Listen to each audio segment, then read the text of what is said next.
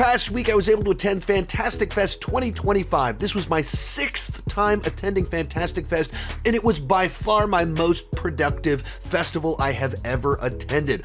I watched 27 movies, I conducted 6 interviews, and I was able to work 2 different red carpets, and the after party was at Robert Rodriguez's Troublemaker Studios on the sets of Alita Battle Angel. It was an amazing week, but today I'm going to stop and rank all 27 Fantastic Fest 2025 movies that I saw, from the worst to the best.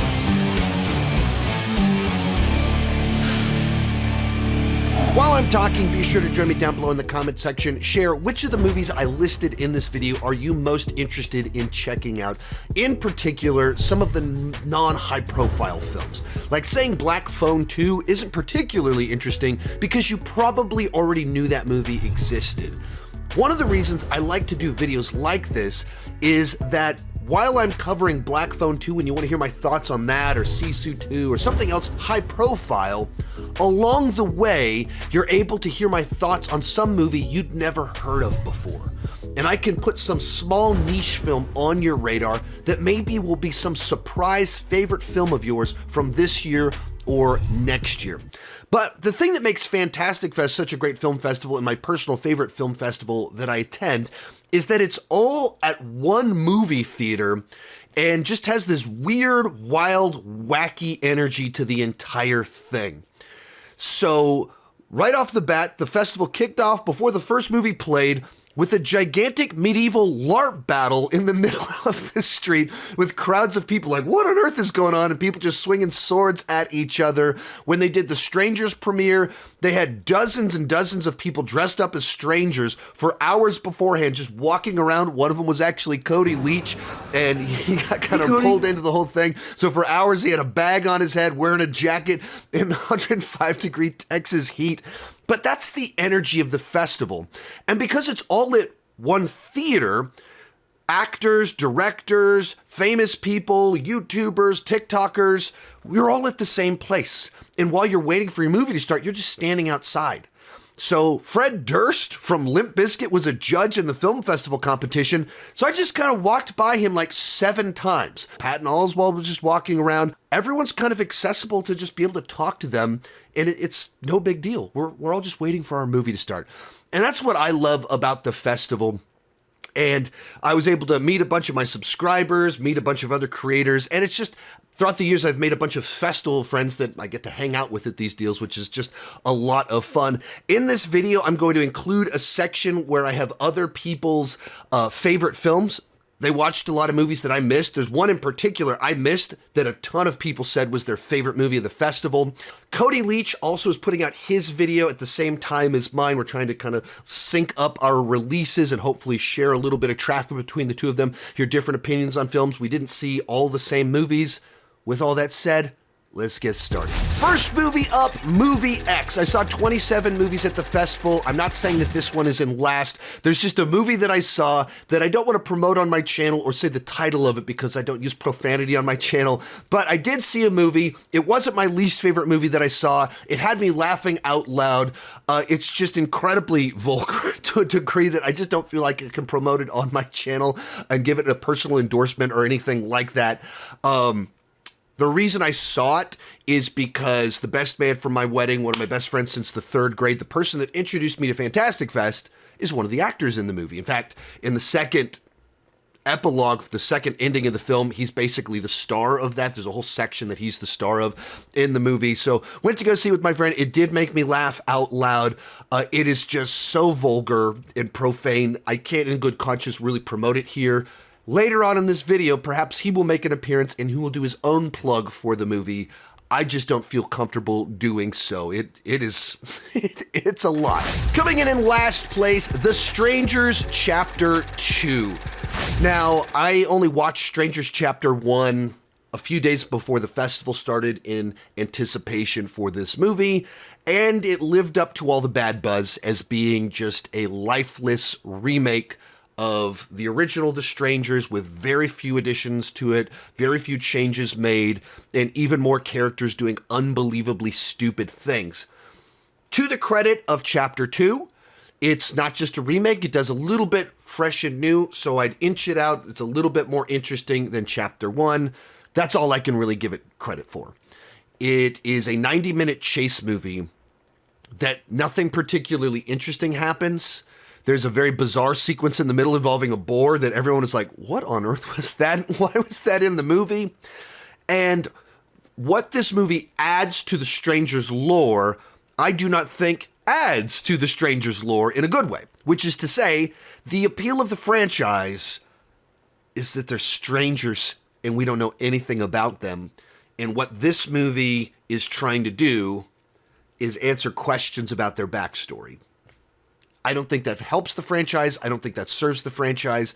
So it's a movie that exists to solve mysteries that should not be solved, with a movie that's very dull, where not a lot happens. It feels like a bridge movie that just has no plot. And this is a trilogy of films where the first movie is just a pointless rehash. The second one is a stretched out chase that doesn't feel like it's answering questions that need to be answered, all to get to the third movie that maybe will do something new, but by now all of my patience has been burned through. Number 25, The Whistle. This was the closing night film, the final film of the festival, a last hurrah, going out with a bang, a world premiere, director in attendance, red carpet for the film. And, well, based on its placement on this list, you can see it was not really ending with a bang. Here's a point of reference. In 2019, there was a double feature for the closing night. Knives Out with Rian Johnson in attendance and Parasite with Bong in attendance. 2019, they closed out with two high-profile movies, one of them very star-studded with a guy following up, it's controversial, but nonetheless his Star Wars movie that got great reviews, very popular film, led to a trilogy where we're getting the third movie in the near future, and Parasite, a movie that went on to win Best Picture. 2019, double feature of those two movies. Bong in attendance, guy that won all of the Oscars that year. This year, they closed out with The Whistle, a totally generic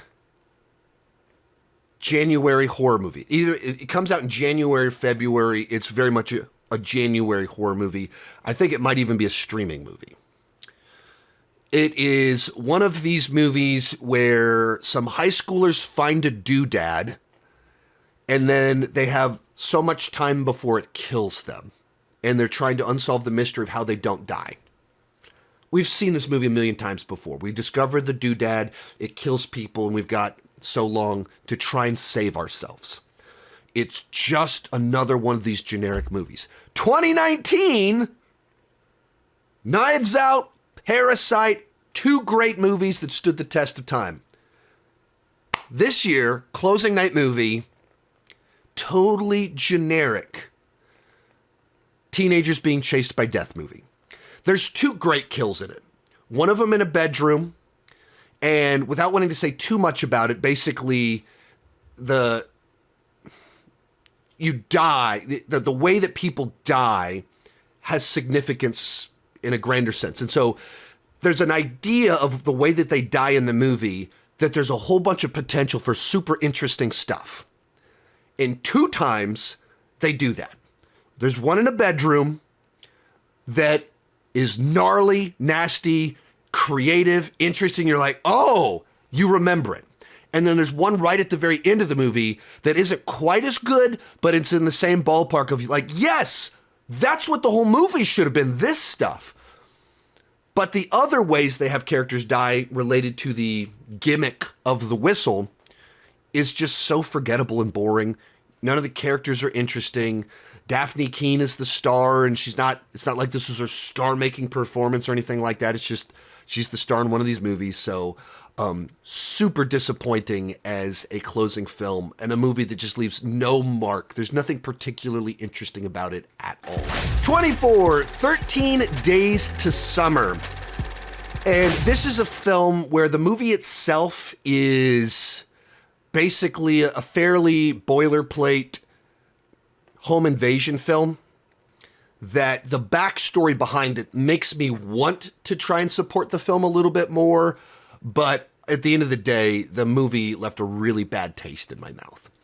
So my experience watching the film is that it's a group of teenagers basically get trapped in their home. It has like a jumbo security system that locks them down in this very large home, and there's someone inside killing them off. So fairly standard home invasion film, and it, for better and usually worse, it has an artistic flair to it. And I say usually for the worst because this isn't a genre that is served by being overly creative in how you visualize things. And what I mean by that is that there's a bunch of times where it cuts away before the action, it cuts into the middle of the action. There's a kill where it's intersplicing someone like being killed with the aftermath of them being already dead, in like their dead body laying there. Which, if you're doing a thriller, doing some of this outside the box creative flourishes can be interesting. When you're making a slasher, a home invasion slasher, where the payoff of the genre is the tension of the build up to the kill, followed by the payoff of the kill, the thrill of someone getting killed. Weird thing to say, but true of the genre. And this movie will cut off the tension at the beginning and cut straight to the kill. So you're just like, oh, well, I guess someone's dying. So no tension, no suspense. So it's no payoff. You're just seeing someone die. And then when you see the kill sometimes, it's intercut in a way that just diminishes the effect. You're not present in the moment because it's cutting away. And so the artistic flourishes just kind of come off pretentious rather than serving the genre itself. So I like this genre. I tend to be pretty easy on it. It ends on such a bleak, nihilistic note that it killed my entire enjoyment of the film. Everything I would have said I enjoyed about the film is killed by the last few minutes of the film, where it was like, oh, this whole thing was pointless. Oh, like we're not pushing back at all. There's no back and forth. It ends on such a sour note. They were like, oh, that was weird. The Q&A afterwards kind of started to inform this, where the director immediately made it clear that this was a movie he made just as an assignment, that it was supposed to be something different. And then last minute we're like, nah, make it a home invasion killer film. And he's like, I don't even like that genre. He said all of this in the Q&A. Like, he didn't enjoy making the movie. It's not something he was interested in. And then basically the most interesting thing about the film is that after they made it, the producers, I guess, the platform is the phrase they kept using, decided they didn't want to release the film at all. And so the fact that we got to see it meant we're the lucky handful of people that will ever get to see the film. But the platform won't let them sell it even though they have buyers lined up, because they made it cheap. So they easily could get buyers for the film to distribute it, but the platform just isn't interested in having any association with it. They just kind of want it vaulted. And so it's cool to be one of the few people to see it. Unfortunately, the movie itself was just not great. And then I also really liked 13 Days Till Summer. 23 Vicious. This is another movie where someone gets a doodad and they have so much time to try and not die. This one, if I talked about The Whistle earlier, that's a group of high schoolers running around a city. This is Dakota Fanning gets this box from a stranger, and then she just starts having these crazy visions, and the lady told her, like, by the end of the night, you're going to die. And so she's got this box that's just making crazy stuff happen. And the problem with the movie is that it can just never commit to any set of rules. It kind of tells you that, like, there's always this hourglass that's running out of time, but it never matters for the movie. And it keeps being really unclear on what is real, what's not real, who died, who didn't die. It just keeps changing the rules back and forth. And so it felt like nothing really mattered. Afterwards, I talked to someone that enjoyed it more than I did, and their interpretation of the film was that it was kind of all about suicidal thoughts around the holidays and deciding to live. And I was like, okay, I didn't take that away from the film at all, perhaps just because that's not a direction that my mental health has ever gone to be able to relate to it or understand that way of thinking. So maybe I just didn't see it for that reason, but that definitely was not my takeaway from the film.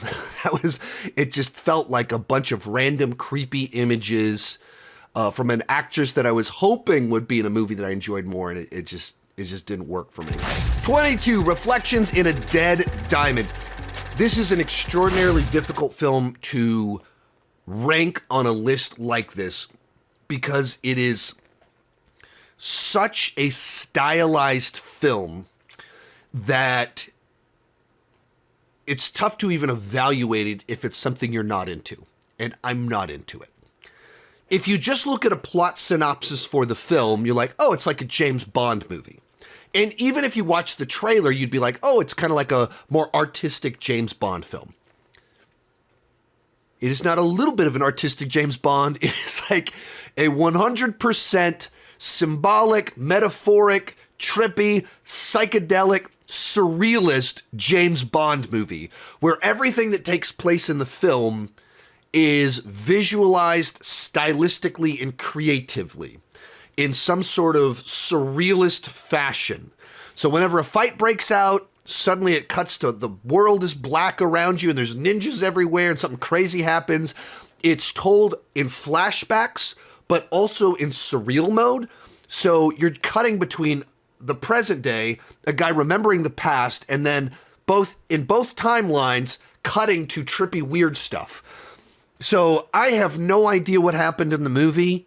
I tried to read the Wikipedia page afterwards to kind of just get a grasp of it. It's visually very interesting. If this is your thing, if you're into like trippy European surrealist cinema and what that imposed on top of James Bond, boy, have I got the movie for you. I am so not on that wavelength, so I just couldn't follow it all at all or get anything out of it. But like, also it's a movie that had artistic ambitions. It executed a bunch of things very well, but for a very specific audience that is super duper not me.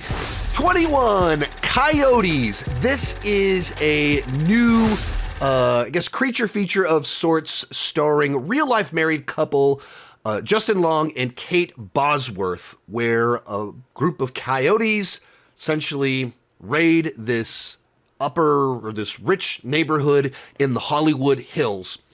And things slowly get crazier and crazier. So it's a bit of a horror comedy, a little bit of a heart to it.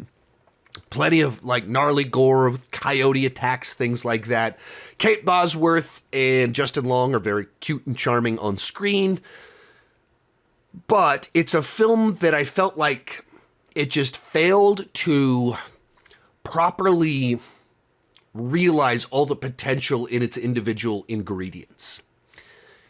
It's a film that has all the right parts to be this really tense, suspenseful horror thriller with coyotes running amok. And it just kind of missed all of it. Like it calibrated everything wrong. There's a burning fire, but it never creates urgency in the story. And there's coyotes everywhere, but you never feel any particular person is in danger despite a bunch of people being eaten alive. And so that, like, there's a series of things where you could be like, that's the right plot point to create suspense and urgency, but you didn't. And this should create tension, but it doesn't. And so, like, it's entirely watchable. It's harmless. It didn't step on my toes or bore me like some of the movies lower down on the list. But it was a movie that I could very easily imagine the better version of the film. Like, it was so close. It's the kind of movie that I watch it and I start writing a how to fix this movie in my brain because I can see it. If you just did this, this, and this. And it's not things that cost a bunch more money. It's not things that like require some dramatic change. It's like you had all the right ingredients and you just didn't put them in place to create the tension that a movie like this demands. It's like also a movie that is constantly amusing, but never full-blown laugh-out-loud funny. And so when you're going for that horror comedy and you never really make me laugh, it's like, okay, you weren't quite there either. So this whole movie, it's almost there, but not quite. But one fun detail on this one, I did get to work the red carpet and ask them a question, though they were very short on time. It was like they were literally late to the world premiere of the movie because they were talking to me. Why was this a project you wanted to do together? Right on the page, the script was fun right away. But then we watched Colin's movie. Yes. Kate had actually seen it and introduced me to Colin as Last a filmmaker. Seen Alive. Yeah. Or, sorry, What Keeps You Alive. What Keeps You Alive. Yeah, go ahead. Well, we were just so struck by his gifts, and we thought this is a guy who can really bring this script to life. Yeah. But and it's funny, and it's scary, and at its heart, and it's all the things that we really, really love. We grew up in the 80s, and it's like, it just really hits all of those notes, and we've been looking for something like that for a while to do together. Oh, perfect. Yeah. I mean, you're so charming in the movie as well as in person. Thank you. Galaxy Quest is one of the greatest comedies of all time. Never give up, never surrender. Thank you. Thank you. And then watching Coyotes, I thought Justin Long was so good, just classic Justin Long in that, and those were my two favorites so far. Bringing us into the top 20, Road to Vendetta. And this is another film where I felt like there was a good bit of wasted potential. Likewise, this film, a lot was lost in translation. They pitched the film to us as kind of a Hong Kong version of John Wick with kind of a buddy romance aspect to it. And that's not a bad description of the film. When the action happens in the film, it really does have that John Wick feel to it, that using a gun as kind of an extension of the hand and kind of close quarters, like your hand-to-hand fighting, but using a gun, that's very specific to John Wick. And so very early on, there's a sequence like that at like an arcade. It was like, oh, this movie's going to be awesome. And then there's like a very long time before we get another real action sequence. And at the end, you get a little bit more of it. But it's like a film that when it does the action, it's the movie I wanted it to be. But there's way too big of a gap between the action sequences to say it just works as an action film. Which leads to the other problem with the film, that there's an element to it that is completely lost in translation, which is to say the central dynamic is that a Japanese girl hires a man from Hong Kong to do this kind of hitman mission. And then the two of them end up kind of synced up on a mission together or on the run together to try and make some things right. But she speaks Japanese and he speaks a dialect of Chinese. And the whole time they're having to use like a piece of technology to communicate back and forth. And that's the whole dynamic of the film, is that they don't speak the same language. To someone that does not know Japanese or Chinese, it makes for kind of a very confusing dynamic in the film. Like I can't distinguish between either language. I don't know which one is which. And they're similar enough in some sense that it's not obvious at all exactly what's kind of going on with the language. And so even as you're watching the movie, it took me a while to even figure out what was going on. And it's the whole dynamic of the film that doesn't translate to subtitles, and it doesn't translate to someone that speaks English and does not know any of the two languages working in the film. It's literally the whole dynamic. The movie's built on a relationship and the way they interact, and the whole thing is completely lost. And the way that they'll be around other people, and what do the other people know, and how much do they know of their same language and the cultural differences, it did not translate at all. It was like confusing and difficult to follow because I'm reading subtitles and literally had to piece it together. So it's a film that just, because of the specific nature of it, the dynamic of the lead characters, it quite literally was lost in translation. And then it also didn't deliver enough action to satisfy what I wanted, which is disappointing because I think if it wasn't lost in translation and had a couple more action sequences in the middle, it jumps up 10 spots on this list. 19, Bulk. This is another film like Reflections in a Dead Diamond that's a little bit difficult to rank because it's just such a peculiar film. It's so intentionally weird and quirky and designed for people that want something super weird and quirky that you can do a great job at it, but if you're not into that sort of thing, it's just like, what on earth did I just watch? And so doing a little research on the guy that made the film, it's a guy that's done a number of indie films, kind of weird, wacky films, but the last movie he made was The Meg 2. So this guy that has these creative flourishes, likes to do kind of wild, wacky stuff. The last film he did was very much a corporate project that was made. It was like produced to be able to appeal to two different markets. Like it was completely treated as a product to be sold to Americans as well as to the Chinese. In the marketing, there's like two different movie stars, and if you don't realize, like the other star there's Jason Statham for Americans, and then there's this extremely popular Chinese actor for the Chinese market. And you watch the movie when you realize that like the movie makes a lot more sense as the way it's cutting between things.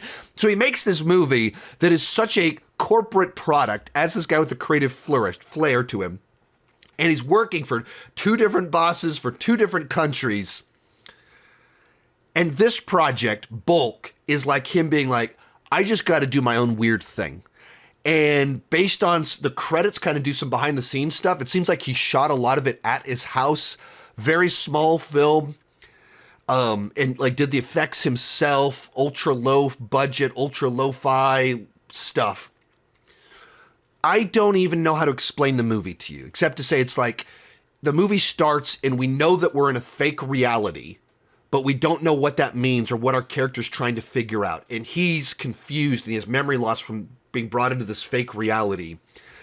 And it's, you go through it, parts of it play out like we're in a 1950s low-budget monster movie with the nature of the effects, which is kind of charming to see these very old effects done in a movie and being kind of intentionally bad, but perfectly intentionally bad. There's parts that do meta humor where like characters are like, hey, look, that thing's way off in the distance. And then somebody goes, actually, it's not. It's right here in front of us. And they grab a prop and they go, it's called forced perspective. Like there's that type of humor in it. It's an investigation. It cuts to the real world. It's very strange. It's very peculiar. It wasn't a great movie for me to watch at a midnight screening as the fourth movie I saw that day.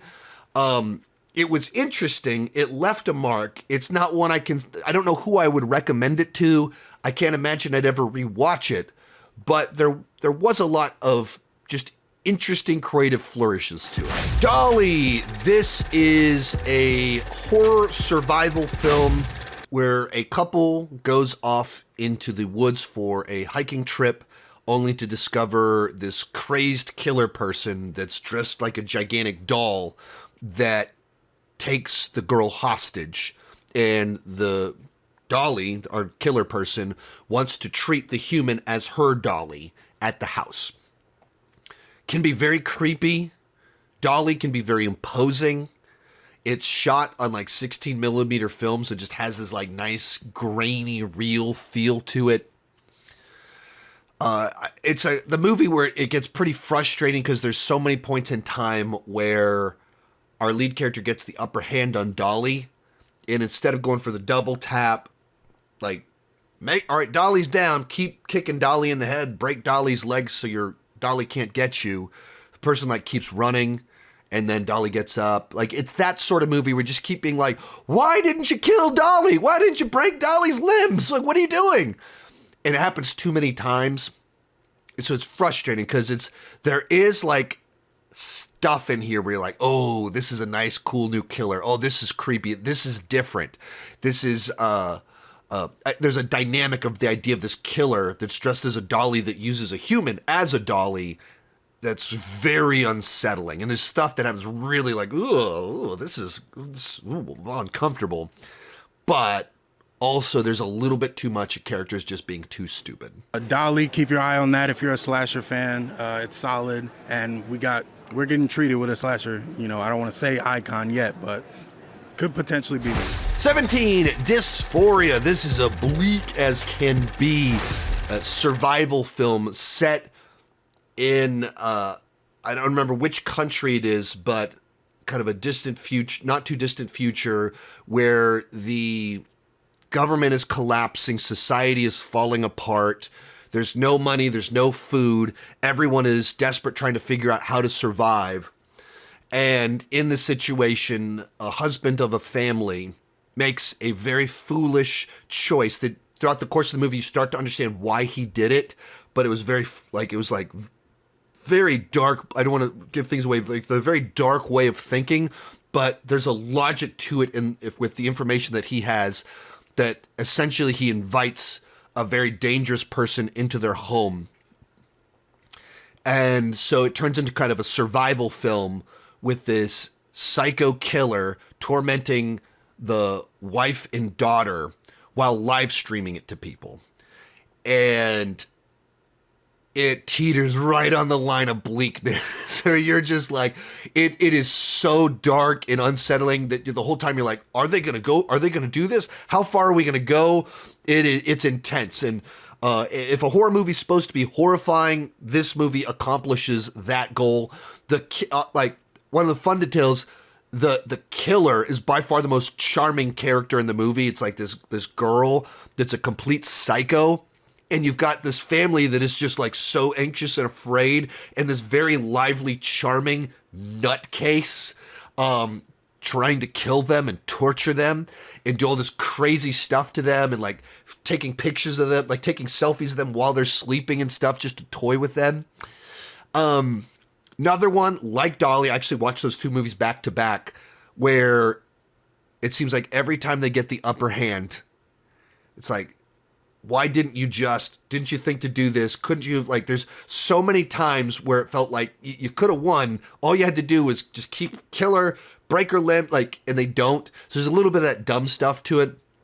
And at the end of it, there's a little bit of, it's the film, it so could have lost me at certain points toward the end, and it didn't.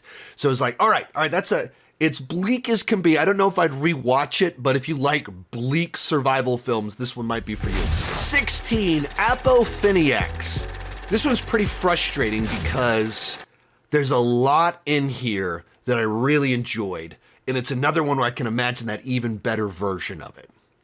So, basic way to explain the movie to you is that it's about how someone is using deep fakes in AI to create videos of people doing things that gets them in huge trouble.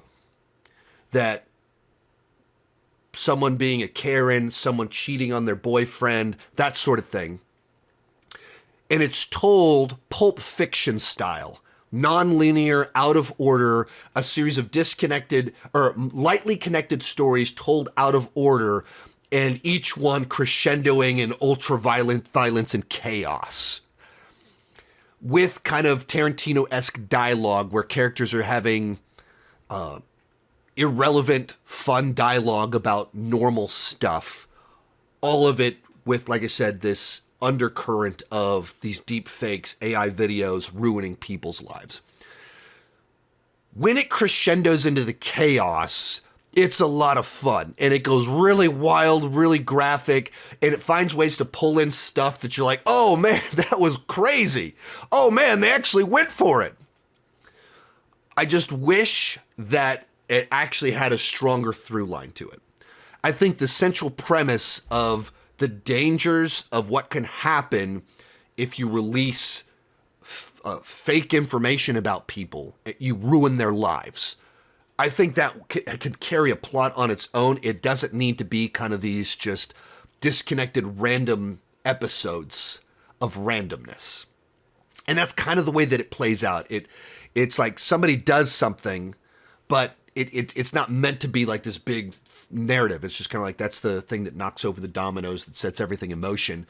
And so if you're watching it, waiting for like all to tie together at the end and have a big meaning, it's just not that movie. And I wish it was, because it's really fun. I think there's a great concept in there.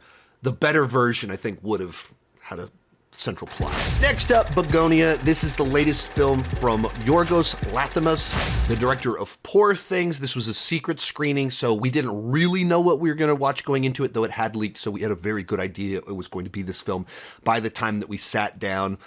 And it is, technically speaking, an extremely well-made movie with amazing acting. I'm just not really on Yorgos's wavelength. Like, his vein of weirdness, the ideas that he explores and the ways that he explores them just aren't something that super duper connects with me. There's a lot of people at the festival that absolutely loved this movie. If you're a fan of his work, you'll almost certainly love the film a lot more than I did. It was the sort of movie that I can say I respected it more than I full-blown enjoyed it.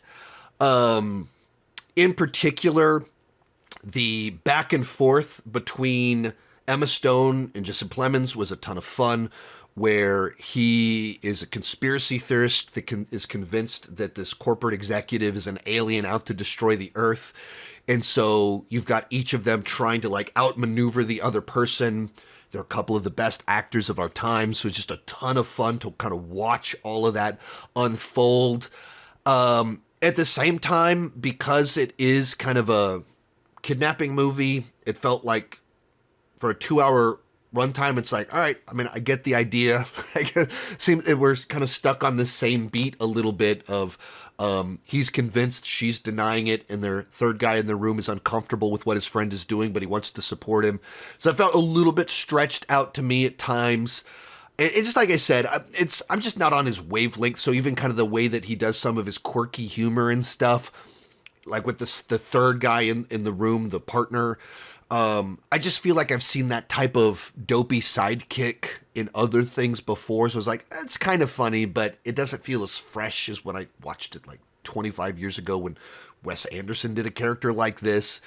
So, you know, like it was like, okay, like I get it. I can see why a bunch of people would find this very quirky, different, and refreshing. I think even some of it, there's only so many places that you can go in the crescendo of the film. And in light of the messaging of the film and the director himself, you know, it starts to telegraph things a little bit where it kind of needs to be going. So even that, the things that might have been intriguing felt like, okay, yeah, I get it. I know where this is going. So it didn't fully pay off. But like, it's really well made. It's just not exactly, you know, my flavor. I think I'm going to say Bugonia, which I don't normally like Yorgos that much, but the characters just hooked me. The story was really, really fun and engaging. A little outlandish also, but that was really fun. 14, Primate. This was the opening night film. And to describe it simply, it's Cujo with an ape. There's a family that has one of these apes that they're teaching to do sign language. The dad in the family is deaf. And the ape contracts rabies and turns violent very suddenly while the dad is away and the girl has a bunch of friends over. And, of course, violence ensues. To its credit, from the beginning, it has some gnarly, nasty gore. And all throughout the movie, it keeps finding little moments to continue to shock you with the gore. Just like it kicks off with something where you're like, whoa, it went for it. But then the whole movie, every time it goes for kill and gore, it keeps being shocking. It doesn't numb you to the violence. It keeps finding a way to be like, oh, it's still doing it. Likewise, our ape is quite charming. That he's, they find ways to do dark humor with kind of, you know, the ways that apes move and imitate things and are, you know, jovial. We inject that into a situation where the ape is killing people. And so it's like really dark at times, but really funny and playful at moments where you're like, whoa, makes you squirm a little bit in your seat. And there's one sequence in it that involves the father who's deaf coming home, and it uses his deafness extraordinarily effectively.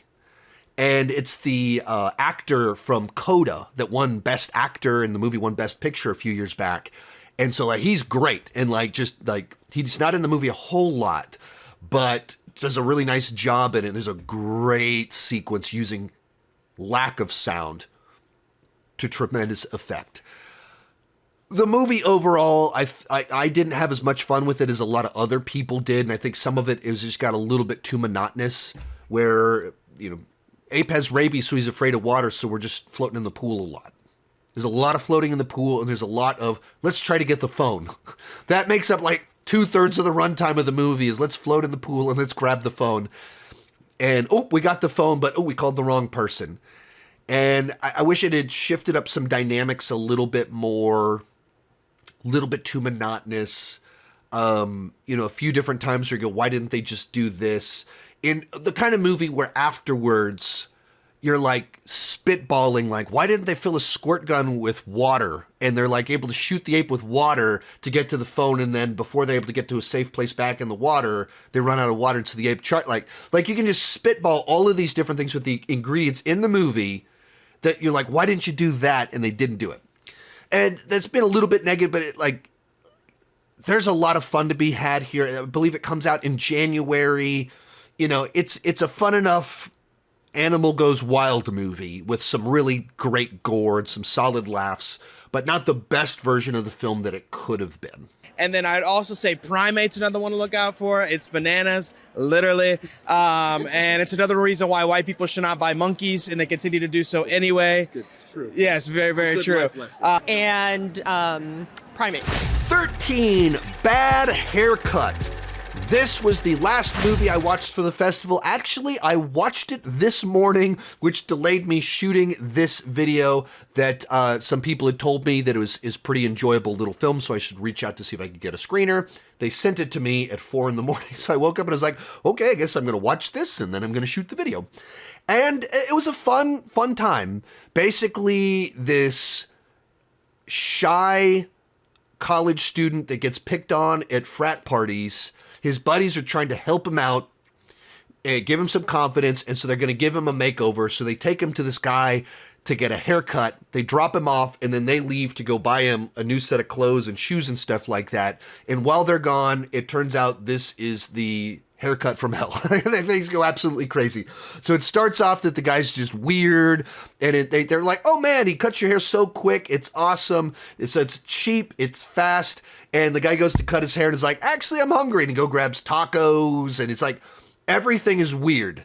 And then things just crescendo into craziness where the police, kidnappings, violence, murder, it just unravels into pure insanity. All of it, like with a movie, what you're trying to do with your protagonist is like, what's the journey that a character needs to go on to become the better version of themselves, or the journey they go on where they don't learn the lesson and they become the worst version of themselves. So this is the guy without confidence ends up with the insane bad haircut lunatic guy kidnapping story as his journey to finding confidence. And so it's just like kind of a fun, feel-good, crazy, insane thriller. It's a little too long. Everything felt a little bit too stretched out. I think it's like an hour and 50 minutes. Probably should have been like an hour and 30, hour and 35 minutes. And so like every kind of sequence, you'd be like, that should have been a minute shorter, or that should have been just tighten everything up a little bit. And it feels like it takes too long to end. It kind of keeps like, all right, this is the end. No, this is the end. This is the end. There's a little bit of that kind of goes on with it, but a pretty fun little concept on how to do a different type of survival thriller that just is packed with energy and personality. 12, Deathstalker. This was actually the first movie that I watched for the festival. I watched it at home before the festival started because I lined up an interview with the star of the movie as well as the director of the film. This is one where it's a remake, or it's not a remake, it's a continuation of the Deathstalker franchise, which the first ones ran in the 80s and there's a couple of them in the 90s, and each of them are all essentially standalone different sword and sorcery stories. Low budget sword and sorcery B movies. The first one was blatantly a Conan ripoff, and like unashamedly so. And I'd always seen the VHS tapes at the video rental places growing up, but I never watched the movies until August last month. Red Sonja was coming out, so I decided to do kind of like Conan the Barbarian, Red Sonja binge through. And in the middle of it, I saw Deathstalker 1 and 2 on Amazon Prime, so just was like, all right, I guess I'll finally check these out. The day after I watched Deathstalker 2, drops on the internet that Daniel Bernhardt, famous stuntman, action actor, starring in a Deathstalker remake. And I thought to myself, I bet that is going to play at Fantastic Fest, and I bet I'm going to be able to interview him at Fantastic Fest. And then that's what happened. There's a little bit of backstory on this one. My very first movie review webpage was a Jackie Chan fan webpage where I also reviewed martial arts movies, and I only reviewed like 20 movies. One of those movies was Bloodsport 2, starring Daniel Bernhardt, star of Deathstalker. And so being able to interview him for this movie was just kind of one of these full circle moments that most people wouldn't be super excited to interview the star of Deathstalker, but for me, that meant quite a bit. He's also the guy that trained Bob Odenkirk for the Nobody films, and he's been killed in most of the John Wick movies, most of the cool action movies. He's either killed or maimed viciously at some point in time. Anyway, as for the movie itself, it's from the director of Psycho Gorman, which if you've seen it, you know that's a very gnarly, weird, nasty film that has a love for practical old school effects, guys in rubber suits, that sort of thing. And that's the aesthetic that they brought to this film. That it is talking with the director. He was taking influences from Hercules, The Legendary Journeys, and Xena Warrior Princess, as well as, of course, the original Deathstalker films. I wanted Daniel specifically for Deathstalker was because I'm a big fan of, obviously, the Bloodsport sequels, but also Mortal Kombat Conquest. And there's like an aesthetic to that style of show that I really like that show, Xena, Hercules. It's an era of fantasy that I thought it would be fun to like inject a little bit of that into this movie. So it reaches a lot further than just being, oh, this is just Deathstalker and the aesthetic of the Deathstalker movie. It's like fantasy as I perceive it over decades. And so, yeah, like Mortal Kombat Conquest was a more obscure pull. The Fist of the North Star live action movie. Intentionally old school throwback, reminding him, as well as me, of so many of the movies that I rented, or he rented, from Blockbuster, Hollywood Video, whatever, back in the 90s. That's what I enjoyed about the film. It was trying to capture an old school aesthetic. That's exactly what it did. It's a modern day B-movie, made on the cheap, like the director himself made the red suits that the Deathstalker is constantly fighting all throughout the movie. There's things that are cheesy and corny, but it knows that. It's leaning into that. That's the charm of the film, that it is low budget. Would completely understand why many people would watch it and be like, yikes, this is not for me, too low budget, too weird, too whatever this is. Totally get you. But as someone that grew up watching lots of Xena Warrior Princess, watching Evil Dead 2, and enjoying sword and sorcery movies, I had a good time with this movie. Number 11, Silent Night, Deadly Night, the remake. This was the first secret screening. Once again, the secret screening had leaked, so we went into it pretty sure what we were going to see. Point of reference, I've never seen any of the previous Silent Night, Deadly Night movies, so as I was watching this, I did not know how similar or different it was from the original film, and essentially it's a completely reimagining of the franchise. And it's a movie that's a little bit difficult to explain the hook, what makes it different, what makes it stand out as a slasher without giving it away too much, what the big twists of the movie are. Plenty of people that have already reviewed it, I think, have described it in a way that does essentially give away the big twist turns of the movie. But to say that there's a guy, I'll do the comparison that's less spoilery. There's a guy that dresses up as Santa Claus, and he's going around with a voice in his head very similar to Venom that is telling him to kill very specific people. And you're the mystery is, why is he killing these specific people? And it can be a lot of fun at times. There's a section in it where he goes to kill someone. You think for one reason, you show up and you realize that he's at a Nazi Christmas party. And even the way the movie plays this out, the carnage that ensues, it's an awful lot of fun. There's a romance side to it that I wasn't expecting, that they kind of find a way to kind of have a sweet little romance in it of this very unhinged, crazy loner traveling around killing people, but also meets a girl that he actually kind of really likes in this small town where he happens to show up. He said there's a kind of a built-in mystery in the film. We were trying to figure out what exactly is behind the voice. What is the nature of it? Why are people being selected? Why did certain events happen in the past? And it's a series of revelations that you kind of learn one thing and another thing, and you're piecing it together almost all the way until the last 10, 15 minutes of the movie when things like, really crescendo into violence. I wish I hadn't seen it so late at night. I was really tired, and I think that probably hurt my experience a little bit. It seemed like a lot of other people liked it more than I did. Even though I have a pretty good spot on this list. It's the sort of film that I didn't leave it as excited, but I think it stayed with me. And as I thought about it, I was like, that was pretty cool. That was like a very different type of slasher that treats the perspective of who we're following very differently. There's a mystery that's not like this type of genre, and a romance in a place that you don't normally see it in a movie like this. So it's a movie that stayed with me in a very positive way. Bringing us into the top 10, Black Phone 2. And this was my most anticipated film of the festival. I was a huge fan of the original Black Phone. It was one of my top 10 movies of whichever year that it came out. I enjoy a good percentage of Scott Derrickson's work, and even I got to interview him earlier this year and talk about Black Phone and some of the themes inside of it. But as much as I was very excited to see this movie, I was very nervous about it too, because it wasn't immediately obvious to me what a sequel to Black Phone would be. It's such a self-contained story that closes out its plot lines and themes by the time the credits roll.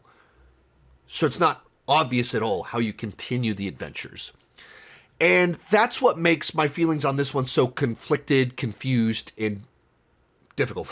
Because watching the movie, I felt like, it never really figured out a story that needed to take place. But that doesn't mean it was bad, and it doesn't mean I didn't enjoy what was there. So basically, it doubles down on the lore. And you've got these two children that have some sort of connection to the dead. Through dreams, through phone calls, they have these connections to the dead. And this ends up connecting them to this mystery from the past. And through all of this, it basically turns into a Nightmare on Elm Street, Dream Warriors at this remote camp that has all sorts of ties to the Black Phone lore. It's a very different film. The original one, self-contained, kidnapped kid trying to survive story. The second one, a mystery, let's fight back story at a camp. Where, it starts going very Dream Warriors in the third act of the movie with kind of what it does with kind of the sister, the way the dream world works, what's going on with our main bad guy here and everything like that. Really plays around with it and expands the supernatural side to things to this whole other level in the film, where the grabber is Freddy, a new version of Freddy Krueger. And for better and for worse, that it doesn't rehash the first one. You get some very cool dream stuff when it takes place. It does have some nice emotional crescendos in the film. I just preferred the much smaller film of the original. And this movie, by trying to let's dig into the past and where did all of this start, I felt it did the sort of thing where it makes the universe feel too small and connected. And there's certain things that are done in the movie that kind of are a bit of a retcon of established lore in ways that it doesn't break canon, but it's like, here's what really happened. And it retcons our understanding of certain things in ways that I don't think help the lore. So it's tough because totally very competently made. There's some really nice use of I don't remember exactly, but it's 8mm, 16mm film to visualize the dream sequences. And, Scott Derrickson is just great with horror, and he's pulling from all these he's having a lot of fun with all these different horror things. It's just kind of like, wow, you did a great job telling a story that I don't think needed to be told. I'll say this, though. A lot of people, most of the people I talked to loved it, a lot of people preferred it over the first film. I liked it a lot more than the first. I really enjoyed it. I thought it was just okay. I had a come to Jesus moment. I really enjoyed it. Batshit crazy. I loved it. I loved it. For one reason alone, the emotional beats. I thought it was just okay. Absurd and insane. I was in shock by how emotional it was. I wouldn't say it's as good as the first one. I very much enjoyed it. And this is probably one of my new all-time favorite movies. The stylistic choices in the dream sequences were cool. The new lore added on was nice. I absolutely loved it. Black Phone 1 is one of my all-time favorites. And this just takes a completely different approach. I loved it. I actually thought it was good. I feel like it was more the sister story this time around. And it's an absolute fucking banger. A lot of things I need to sit on it to kind of feel how I really land on it. I absolutely love the Black Phone. All right, we're done.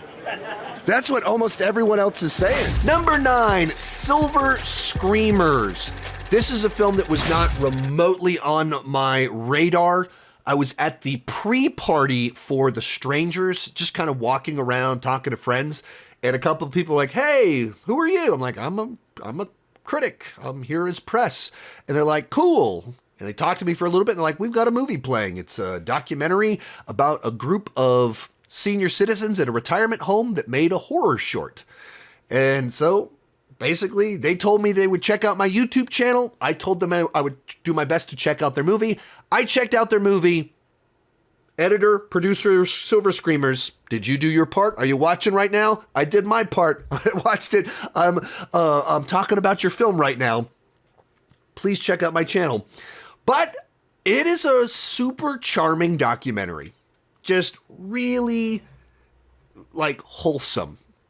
That, it started off where, I don't know, 1 in 5, 1 in 10 movies at the festival starts off with a short. So we sit down and it kicks off with this short about a rug that eats people.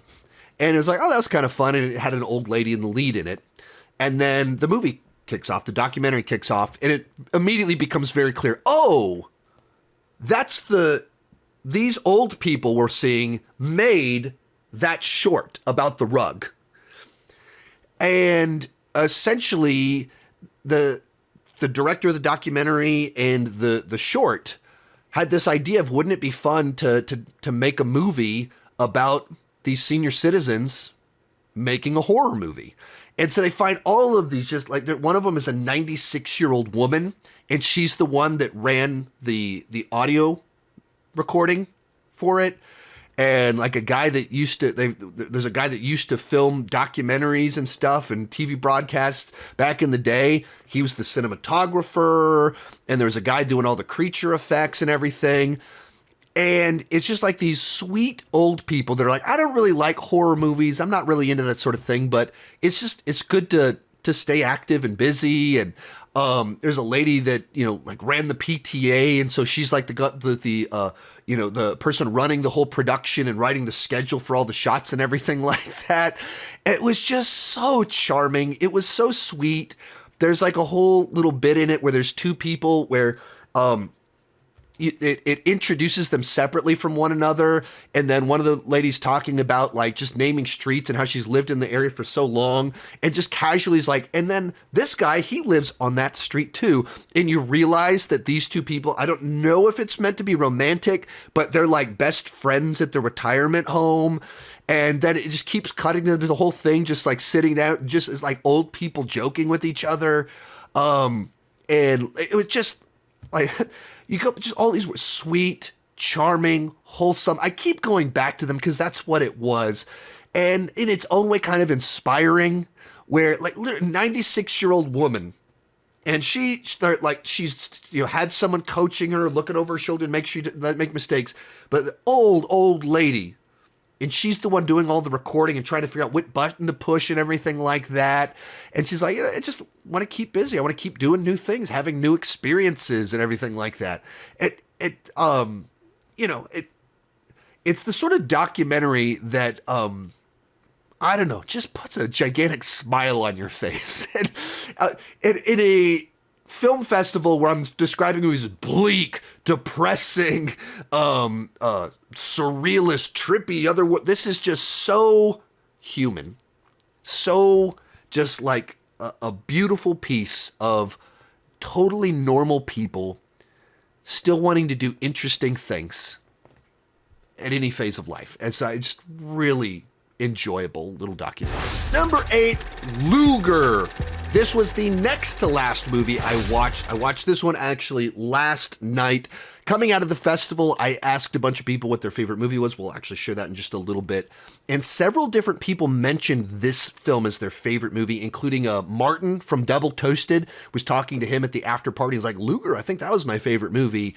So as soon as I got home, I emailed the producers to see if I was able to get access to a screener link for it. And they sent it to me finally just yesterday. So I was able to sneak it in very last minute. Actually, this video was supposed to come out yesterday, and the combination of this and bad haircut meant it kind of got delayed a day, and I had to tell Cody, hey man, can we push back a little bit to do this pairing? Anyway, so Luger is a Spanish language underground crime film where essentially there's these two hired muscle guys that a guy hires them to basically get his stolen car back. And the first indication, like, the guy's like, I don't want to get the police involved. I just want my car back. And the muscle clearly are like, there's something else going on. There's something else with this car besides he just had his car stolen, because why wouldn't he just go to the police? And so pretty quickly things start to spiral out of control as they realize, okay, there was something else they wanted. There's something in the trunk of the car. All of mystery boils down to this Luger pistol. So, World War II pistol that is in the trunk of the car, that even the guy that it's his car doesn't know what it is or why it's in the trunk and what happened to what's supposed to be in the trunk of the car. And so it just kind of keeps spiraling, getting crazier and more dangerous as they start to as they get wrapped up with even more dangerous underground crime. The tension just kind of keeps building up. The threats keep getting bigger and bigger and bigger. And it's just a tight little crime thriller that it's not like there's action in it. There's some fights in it, but it's not really an action movie. It's much more suspense, thrills, the intrigue of like, what's going on here? What happened?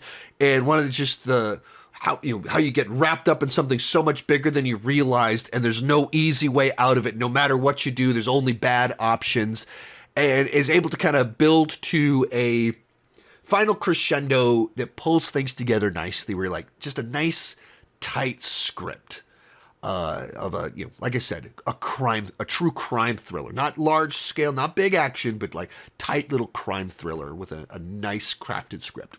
Luger. That movie was amazing. It was produced in Spain. If you like 70s crime cinema, a big dose of Tarantino, a small dose of Steven Soderbergh, it is right up your alley. Go in blindly. It's a feast of excitement. I will defend and promote that movie for as long as I can. It rules. So I tried to get in, and it was taken the two times I started to get to, but the people I've heard from that saw it said what you said. Sean, you tend to like action movies. I've always noticed that's your thing. I cannot wait to talk to you about that movie. You're going to love it. Number 7, Shelby Oaks. This was another one of my most anticipated films of the festival because it's Chris Stuckman's film. And full disclosure, I've been watching Chris Stuckman for 12, 13 years. He absolutely would be someone that inspired me to start this YouTube channel. I met him 6 years ago at Fantastic Fest, and I've met him again in 2022 at Fantastic Fest. So we've been friendly for about 6 years. He was familiar with my channel 6 years ago, and then much more so in 2022 as my channel continued to grow and it became more established. And at Fantastic Fest 2019, when I met him, that was the festival where he pitched this movie to the producer that led to it getting made and premiering its official world premiere of this version of the film at Fantastic Fest, which is very cool. And I was someone that supported the original Kickstarter of the program. I did put money in and did promote it on my channel. It's like, hey, someone in the community is trying to make a movie. Let's help him make it happen. So in no way can I suggest that I am free of bias when it comes to this project. I have quite a bit of bias. All that said, I also went into the movie pretty concerned. As soon as I heard it was found footage, I was like, ooh, that makes me really nervous because I'm just not really into found footage movies. And I was very happy to say after watching the movie, I thought it just did a great job of weaving together true crime, pseudo-documentary, found footage, and narrative storytelling. And in fact, the found footage aspect of the movie was one of my favorite aspects of the film, because instead of telling the whole movie through found footage, it uses found footage as like a plot device inside of the film. We've already established the backstory of some people going missing. We've already run through some narrative elements, and then some footage is found. And so when the found footage makes its way into the story, it actually becomes participatory for the audience. As the characters are watching the footage, looking for clues for what happened to these missing people, the audience is doing the same thing. It was like a really, really clever way to use found footage to make it something that you can actually engage with in the same way the characters are engaging with the footage. How did you go, like, just have that idea to approach found footage in that particular way and get people invested in the activity of the character? Thanks, man. Honestly, the first initial thought there was the fascination with reactors online. There are so many videos, and I've done them, of people who are watching things. We watch people watch things. We do that, and it's very popular. We watch people hear music for the first time. There's a whole subgenre of YouTube where there's people who are like Gen Z who are discovering like 70s music for the first time, and they're like, "Oh my God, CCR is amazing!"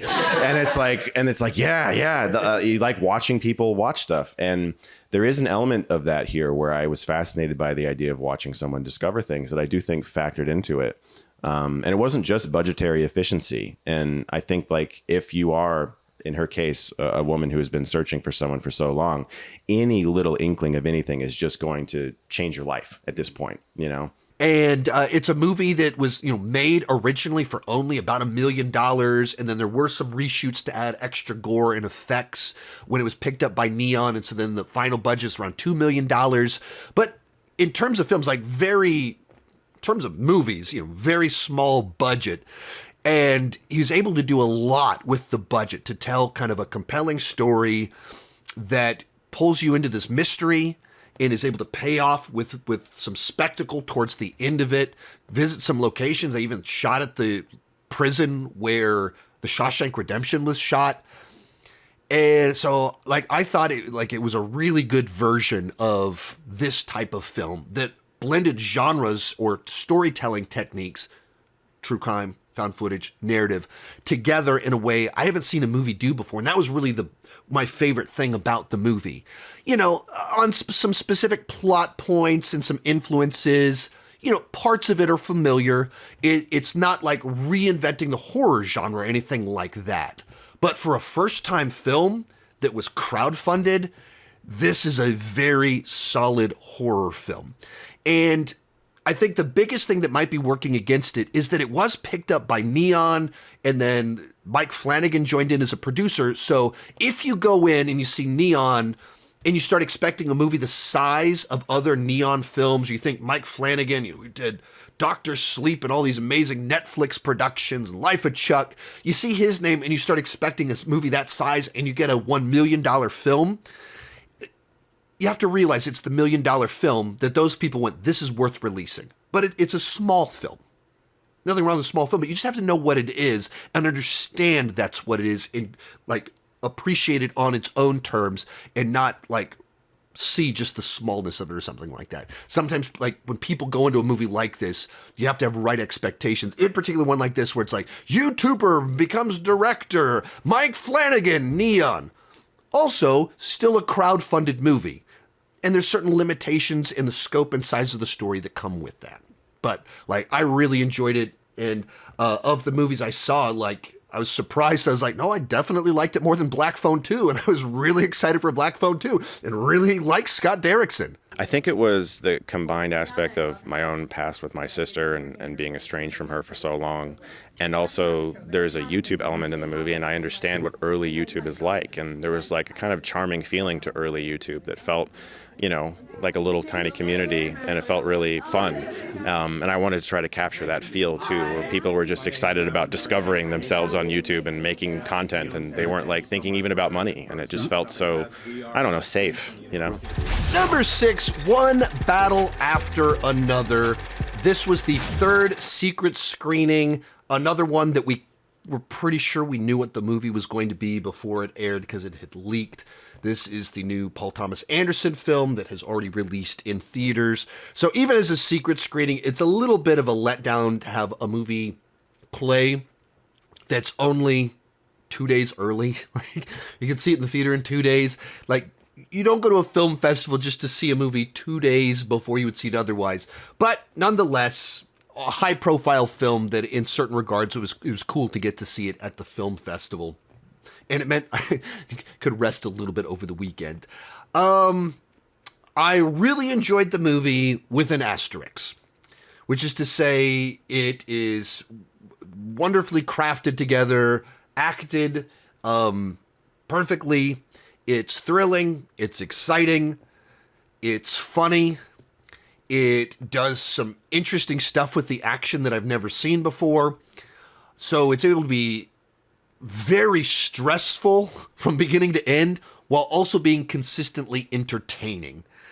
There's a car chase in it where they're like driving through hills, and it's the way that it's able to treat the hills like waves in the ocean. I've just never seen anything like it. And it's able to use this quality for like the creativity of how the chase plays out and is resolved. And like so much of it is about being able to spot the car in front of you, and I'm following, chasing this person, and kind of catch up and kind of what can we make happen. It was just really well done. And just kind of intertwines this big, gigantic, sweeping story, covering a bunch of time. Just very engaging, very entertaining, very stressful. But like I said, there's an asterisk, and it's the stuff that's really frustrating to talk about because people are just so entrenched in defending things they don't want to like engage with ideas. So I mentioned this in my out of the theater quick reaction to it, but it's a movie that, for no fault of its own, released at kind of the worst possible month, which is to say September 2025 has been a month just soaked in political violence. And it is a movie where the protagonists are political terrorists. They simply are. Some people are just using the word revolutionaries, but they use violence for political means to incite fear. And the movie never really condemns their actions. And I had a bunch of people say like, well, I mean, Walter White is a protagonist and it's not like he's a good person. Well, in The Sopranos, I understand 100% the idea of protagonists that aren't good people. That's not quite the same thing as having characters that are glorifying political violence at a time period where political violence is a very real threat. I watched this movie Tuesday night. It starts off with people with guns attacking an ICE facility, or the equivalent of an ICE facility. I wake up the next morning to the headline, a sniper has opened fire at an ICE facility and killed 2 detainees. Like, the violence in the movie was a reality in the state I live the very next day. And that's uncomfortable.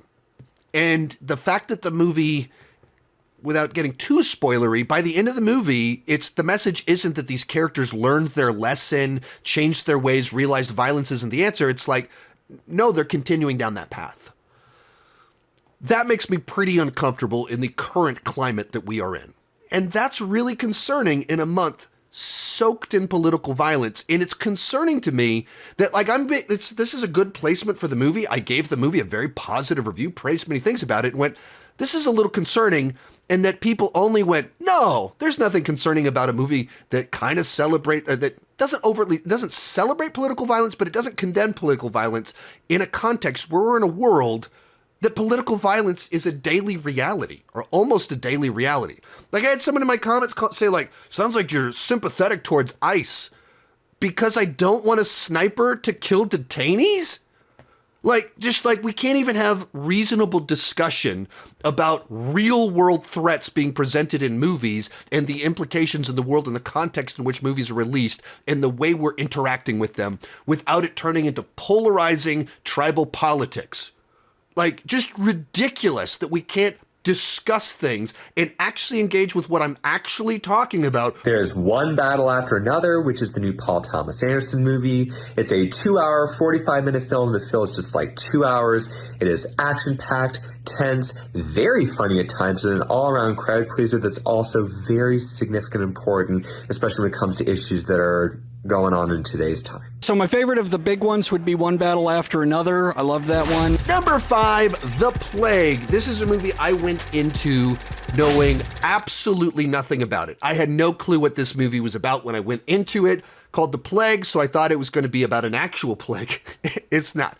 This is a middle school drama, kind of coming of age story, kind of like Mean Boys, except not a comedy. Plays it totally straight, grounded, realistic, no exaggeration, none of the satire, just let's do a stark, real look at the unhealthy ways in which bullying takes over segments of middle school boy communities, stuff like that. So it's about, I guess, a polo team and kind of summer polo team camp, that sort of thing. And essentially there's one kid that is ostracized because he has the plague. He has this weird rash. And he's just kind of a weird kid too, kind of does his own thing, doesn't care what people think. And he's ostracized because he has this rash. And so they say he has the plague. So all the other people on the team kind of hang out together and pick on him a little bit. And pretty quickly, it's made very clear that there's one leader of the pack that's just in charge of all of this. There's a couple psychos that share his just kind of mean-spiritedness. And then most everyone else, they just don't want to be bullied themselves. And so they just go along with it. And so this new kid to the area, the last one to show up, at first he kind of joins in on the bullying because he just wants to fit in. But then he realizes that other kid is kind of fun and is trying to be friends with him. And because he's being friends with them, then they start to bully him a little bit. And from the, kind of unravels as the bullying escalates and everything that kind of goes along with that. And it's just a very painful, very realistic perspective on middle school politics and the ways that groups bring the worst out of people, and the way that because people want to fit in, they become the bullies just to avoid being bullied. And the ways that we project our insecurities and all sorts of things like that, just a stark version of all of it, but really well done. One hidden gem of the fest was The Plague, which is a coming-of-age drama about boys at a water polo camp.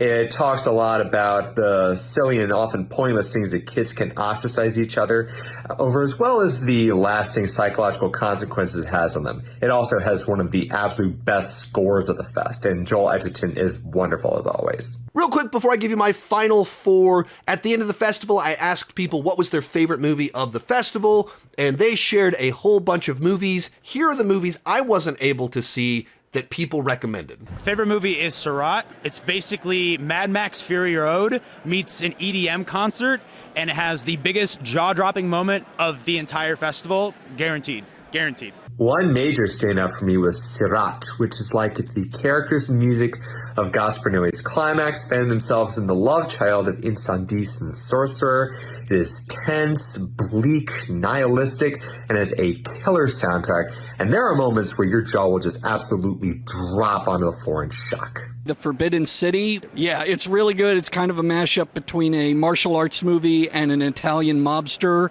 epic.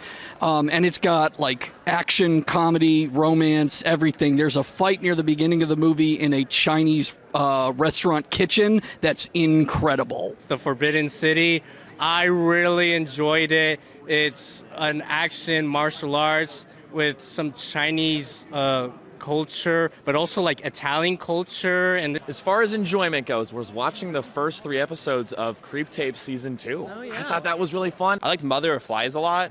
Very beautifully shot. It was made by a family. They all the actors in it are all in the family. But the nature in it was just very beautiful. I liked the cinematography and everything of it a whole lot. Other favorite would be Honey Bunch, which is a throwback to like 70s psychological mystery horror, like Don't Look Now or Let's Scare Jessica to Death. And it's about a couple who go to a experimental clinic to cure her brain damage, and then it's like, okay, what's really going on at this clinic? And it's really good. I probably have my top as VHS Halloween, which was a surprise because I like the franchise, but this was definitely my favorite of them. The favorite film I caught at this festival was Obsession. It is just a glorious bloodbath when it wants to be, but has so much to say about relationships and how people feel about one another. And it's one of the best Wishes Gone Wrong films I've ever seen, and it absolutely blew me away. I'm going to have to go watch Milk and Cereal now, because people keep talking about that one too. Number one for horror is Obsession. I didn't know anything about it. This is the new film by Curry Barker. It's an insane movie where you got a guy who's in love with a girl who's friend zoned him, makes a wish that she loves him as much as he loves her, and it just goes disastrous. It's disturbing. The young lady's performance, I think it's Indy Navarrete is the actress, will give you nightmares, and if you are single right now, you'll stay single the rest of your life because of her performance. Then we have Obsession, and Indy Navarrete gives an absolute star-making performance that has one particular moment that gives Mia Goth and Pearl a major run for money. Obsession. I am obsessed with it. Absolutely incredible. So I missed that one, and everyone's saying it was incredible. No, it's the best one of the festival. It's so incredible, and it has genuine good scares. It also has like scares that aren't really common in a lot of horror movies, like the uncanny valley effect and everything. It's just so well done. Has to be Obsession, number one, absolutely. I related with the main character 100%, but it's perfectly crafted. It's hilariously disturbing and unsettling, this uncanny valley stuff. And literally, I was sitting next to Gigi, and she levitated out of her seat one time. Hilarious. Favorite film in the festival by far is Obsession. It is incredible, and there's like this weird uncanny valley aspect to it, which really freaks me out. So that's the one. That's the winner. Yeah, so I missed that one, so I have no idea what you even mean when you guys all keep saying Uncanny Valley, and I'm like, now I just want to see the movie just to know what that is. Yeah, you'll know it when you see it. You'll just know. It's really, really creepy. Kurt Barker's Obsession. It's a very... I didn't see it, but everyone's saying that. I loved it. Original, fresh. I think I'm going to go with my favorite horror movie, and it was Obsession. I knew I was going to love it. I love Curry Barker's work, but there were multiple points at which I had full body chills. It was so scary, and it was even scarier than I was expecting, so I'm going to have to give it to Obsession. Yeah, I missed that one, and you're like the 8th person to say that was the best movie. So it's like kind of good that everyone's saying that, since I can't send people that way. Building the anticipation. Where can we find you on the internet? So I'm Elaine, aka Deep Red Perfect Blue. You can find me on Instagram, TikTok, YouTube. You can find me on all social media, Room for Screen. You can find me on Slasher Talk or Slasher Talk Horror across all platforms. You can find me at Horror Chronicles on the internet. You can find me across platforms like TikTok, Instagram, YouTube, Sunset Loner Cinema. You can find me on TikTok. I post reviews there mostly. It's Oscar-winning critic. So where can we find you? Well, I am an actor in the movie Fuck My Son, which had its U.S. premiere here at the festival and should be playing theaters starting October 17th. If you see it, it'll certainly leave a mark. For anyone who wants to follow me, I am on Instagram at hey.Mr. Carter for anything from movie love to drag to photography to celebrity memes to just all around awesomeness. At Training Tall for all your fitness needs. Cody Leach on YouTube, Cody Leach Reviews on TikTok, and pretty much everywhere else, just search Cody Leach YT. You can find me on TikTok at Cine Atlas, cinema, but it's Cine and Atlas, one word. Mama's Geeky, MAMASGEEKY, because I decided to pick mamas that can be spelled multiple ways. I am Stone, Medical Movie Man. You can find me on YouTube, Instagram, TikTok, doing stuff like this guy. So there we go. You can find me on Letterboxd on Bernie1999. It's Bernie with the Y, not IE.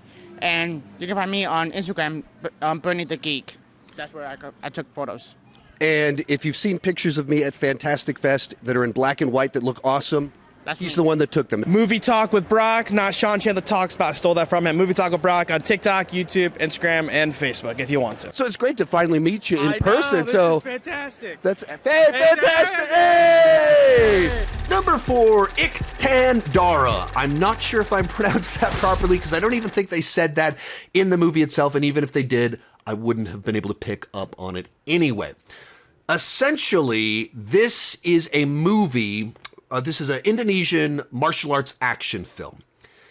The star of the raid, Iko Uwais, started a production company, and this is the first movie from that production company. He's not the star of the movie. He's not really in the film, but it's him trying to let's make movies like The Raid. And that's what this is.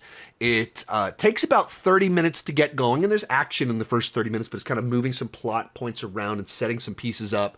And then about 25, 30 minutes into, you're like, oh, it's about to go down. And it does. It just explodes into action, and it just does not let up for an hour. And it is very much the Raid style, kinetic action, visceral, brutal, wide shots, long takes, crazy, intricate fight moves. There's one involving a buzzsaw where there's a guy just spinning this buzzsaw at 2 girls that are world champion martial artists battling against him. Broken bones, bloody, all the crazy carnage that you got in The Raid. That's what you get in this movie. It's not as fresh as The Raid. It's not as good as The Raid. And it takes a little bit longer to get going than The Raid took to get going. But if you like The Raid style action, put this one on your radar. Check it out whenever it releases. The surprise of the festival is Ikatan Darah. It is a martial arts film about a brother and sister where they are fighting off someone trying to kill the brother with his gambling debts. One of the coolest sequences you'll ever see in a martial arts film is with the chainsaw. And we have, honestly, a better female John Wick in one of the characters. No disrespect to Ballerina, but I absolutely loved it. I would say Ikatan Darah. It's great action, very bloody, and you get heavily invested in the characters. So I would have to give that the favorite of the festival. Yeah, once it goes into high gear, 30 minutes in, it does not let up. Yeah, there's stuff that goes with a buzzsaw. It gets insane and wild, so it's definitely worth the ride. In third place, If I Had Legs, I'd Kick You. This is a new drama starring Rose Byrne as well as Conan O'Brien. And it's essentially a movie about a woman who has a daughter that has certain issues that make her life very stressful, and she has a husband that has a busy job that quite literally keeps him out of town, and she has her own highly stressful job. And at the beginning of the movie, something happens at their house where they have to stay in an apartment. It's just a woman that is completely overwhelmed with life, can't keep up with all of it, and can't find any breathing room, is struggling herself, but has no room to struggle or to get help anywhere. And so it's just this incredibly stressful movie of watching someone whose life is really stressful, and then it just keeps getting worse and worse and worse and worse and worse as crazier and crazier things happen. And Rose, of course, gives an amazing performance. You see a very different type of Conan O'Brien in it as this annoyed coworker slash counselor to her. And just kind of an exploration of the ways that, this movie and The Plague, I saw them back to back. And right now in life, I have a 13-year-old son. The Plague is about 13-year-old boys and bullying. So I'm watching The Plague, I'm like, oh man, I need to go home and have another bullying talk with my son of how to respond to it, how he better not be a bully, and all about the crazy middle school politics, and that's the world my son is in.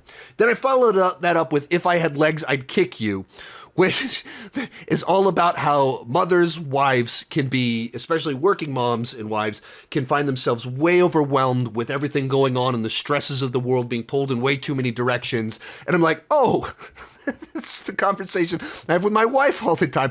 And I'm thinking, I'm away from home right now at this film festival watching this while she's having to deal with all the kids and having a job and everything back at home. I was like, oh, like these two movies are hitting a little bit too close to home, but just very well done. It's a movie that, speaks to a specific stage of life, but I suppose it can speak to anyone that just feels overwhelmed by all the responsibilities that come with being a grown-up.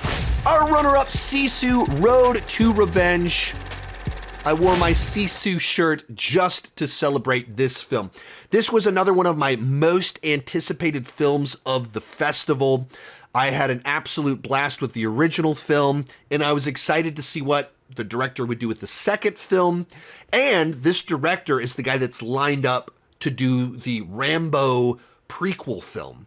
So I'm just curious about what is he cooking, and I was able to line up an interview with the director at the festival, so I'll share a little bit of that in here. But before the movie started, the director said, took me a little while to come up with a story that I liked, and eventually I came up with something that I thought was really exciting, and I think we made an even better movie with the second film. About 30, 40 minutes into the movie, I thought to myself, he was right. Like, this movie is just better than the first film. And then it kept going, and it only got better and better and better. Where this time it turns to a lot of vehicular carnage. Planes, trains, automobiles all get involved in the carnage. There's a truck chase in the middle of it that is very reminiscent of both the truck chase in Raiders of the Lost Ark and the motorcycle chase in Indiana Jones and the Last Crusade, merged together, but the ultra-violent R-rated version of it where you can have blood, guts, and gore. So, like a great merging of two awesome chase sequences. And then they bring planes into it in a way that was like, oh, how's that going to work? And then what they do with it turns out to just be like so satisfying. The theater was going absolutely bonkers, all leading up to this train sequence in the movie that has a segment where he's like sneaking around that is filled with like cringe humor, of cringe pain, wince humor of this guy having to sneak around like on broken glass, but stay silent. And it's like funny, but also like suspenseful in building the tension up for when the action crescendos and just turns into absolute carnage. I thought it was bigger than the first movie. There's more action in it. It's faster paced. There's fewer lulls. The action sequences themselves last longer and have more kind of moving parts to them. And it's more poignant. It's a more emotional film. It's a more tender film. Well, I mean, it's crazy, violent, all that stuff you expect. But with what they do is kind of the hook for what he's trying to do. The first movie's about gold, and this one kind of ties into his home. And so it's more personal. And adding to the personal side to it, Stephen Lang is our villain. So he's an even better villain than the first movie with more personal connections to our main character. And it moves to a last scene without wanting to say anything about what the last scene is. The person to my right and the person to my left were crying a little bit at the last scene of the movie.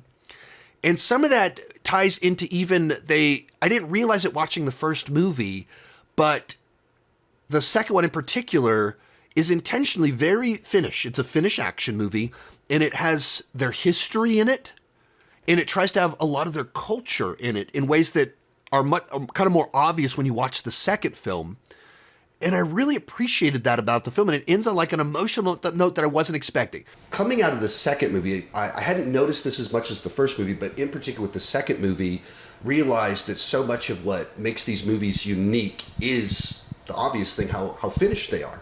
That this one, the history, I mean, the title should make it pretty obvious that this is very culturally specific, but then even the kind of the discussion of the lack of dialogue and kind of you unpacking that a little bit, was that fully intentional to make this a movie that reflects your culture? Of course, it is so much easier to do a film like which is from your own culture, like. It helps a lot to get the right tone into it, and the reason why we don't speak that much, it's because I need to make, I even though I'm making Finnish film, I need to speak English in order to get the money to do it. So I found a way to do it like that. Okay, we don't speak at all, so that's universal. Like, and even to the last scene, without wanting to spoil it, that's exactly what made it so profound. Is it's a cultural statement. It was like, wow, that's like so impactful in a way I was so not expecting when I sat down in the theater. Now, this movie is more over the top. So if you don't want the cartoonish over the top stuff, if that went a little bit too far in the first movie, this might not work for you as well. Or because this one just leans into that, it might work even better for you. For me, it worked better because it just accepted we're doing a little bit this over-the-top action, and I knew that's what this movie was going into it. I had an absolute blast, and I thought it was better than the first film. I'd also give a shout-out to Sisu, too. It was better than the original, which doesn't happen a lot with sequels. That was the first movie I saw at the festival.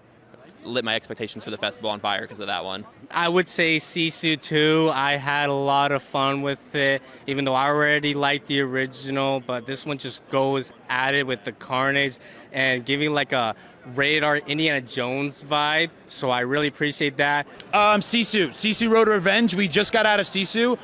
The most fun I've had in 3-4 days. It is incredibly fun and an absolute blast. Everyone in the crowd, loving it. Absolutely loving it. It's just going bonkers the entire runtime. That's when I think Fantastic Fest, that's a Fantastic Fest world premiere. When it opened up, I was like, I wish I watched that. Like, this would have been an incredible movie to start out the festival. That's what I was thinking. Everyone right now, the energy is the highest I have seen it the entire time. But coming in at number 1, Good Luck, Have Fun, Don't Die. This was the 4th secret screening. I properly guessed that this is what it was, but unlike the other 3, it wasn't. It was basically confirmed with the other 3. Everybody knew what the other 3 were. And this one, everyone still had their guesses. My guess was this film. Someone had said something to me a couple days earlier, and then there's a couple other indicators that made a lot of sense, and that's what it was. The reason this is the number 1 movie for me is not only because I really enjoyed the film, but I go to festivals like this to be surprised and see something that wasn't on my radar, that I didn't know anything about it, and just have a great time. And I felt like up to this point in time in the festival, I hadn't really had that. There'd been a lot of movies I enjoyed, and I loved Sisu, but I knew what I was going to get from Sisu. Good Luck, Have Fun, Don't Die is the new Gore Verbinski movie. It comes out in January. I didn't even know it existed until like a day or two before it came out. There's still no trailer for the movie. There's just a couple stills that they've released. So I went into it knowing virtually nothing about the film. And that's the sort of secret screening that I love at Fantastic Fest. And watching a movie completely cold, knowing nothing, and then loving it. And then being able to tell all of you about it, get you excited, put it on your radar, this kind of weird, wacky film. I love that. That's why I go to film festivals. That's why I enjoy Fantastic Fest, and the secret screenings in particular when they're something like this. So, if I give you the 1-sentence synopsis, it sounds like I'm just describing the Terminator. A man from a not too distant future, post-apocalyptic future where AI has taken over, time travels back to the present to recruit a group of people in a diner to help him stop the rise of the AI. Obviously, that synopsis sounds an awful lot like Terminator. And there's even more things in it that are like the Terminator.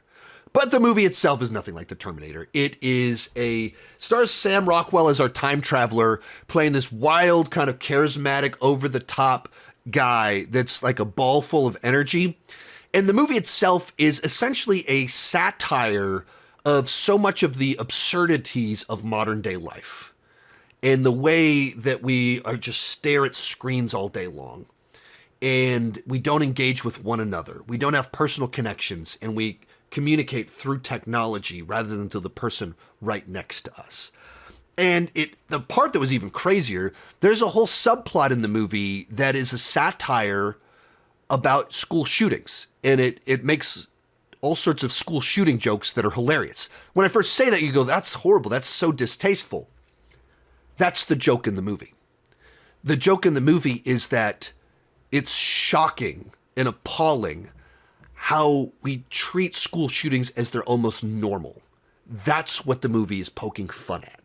And so it's able to do really dark humor that's very poignant and insightful. And it's not making light of horrific things. It's making light of how we make light of horrific things. And so it's funny. It has all sorts of sci-fi action inside of it, wacky Gore Verbinski imagery. Even as you move into the third act, it has some stuff that almost comes off mythological, almost exclusively because of the direction and how it's able to frame things, and it sets up certain moments and people kind of stepping up for their purpose, their calling, certain music cues. And so for me, this is the movie that like I wanted to discover at Fantastic Fest. It was funny, insightful, thrilling, emotional, and a movie I was like, that was cool. I want to tell people about that. So for me, it comes in at number 1. Okay, I don't know if it's because I just saw it, but Good Luck, Have Fun, Don't Die was such an incredible surprise. It was so good. I feel like it has a great message. It's super timely. Somehow it had me crying and laughing, like laughing about things that I should be crying about things that should be. It was a whole thing. It was a whole thing. It's a whole experience. It's bonkers. I recommend going into it literally knowing nothing. I think that's the smartest way to experience it, for sure. Yeah, I mean, I've seen over 20 movies. That's the movie I've been waiting for, of like truly surprising, unexpected, weird, strange, and knew almost nothing about it going in. I didn't even know it existed 2 days ago, and it was a secret screening, so it was like, what is this? So, yeah, absolutely. Like I thought of it today only because they randomly dropped a first look image of it, and I was like, wait a minute, it doesn't come out till January. Maybe that's the secret screening, and I'm so glad I knew literally no idea what to expect. I'm worried about how they're going to cut a trailer, so I say, honestly, don't watch it. Trust us. We know what we're talking about, and go see it in theaters without knowing anything at all. On the other side of things, non-horror, I would say Good Luck, Have Fun, Don't Die, which was the secret screening last night. Didn't know anything about it, didn't even know it existed. And then they start playing it, I'm like, what is this going to be? And within one scene of Sam Rockwell just taking the stage in this diner and doing his thing, I'm like, I'm so bought in. It's sci-fi. It's the type of like edgy comedy that's smart that I so desperately miss. And like they make you laugh hysterically about things that on paper you think you'd never laugh about. And they almost lost me in the end and then totally redeemed it, and I love the ending even more for that. So it was one that all throughout I was having a blast. So either of those can't go wrong. I hope that something I talked about in this movie is a movie you hadn't heard of before, and you're going to check it out and absolutely fall in love with it the way that I did. Thank you so much for watching, and keep talking movies and TV too much. Bye-bye.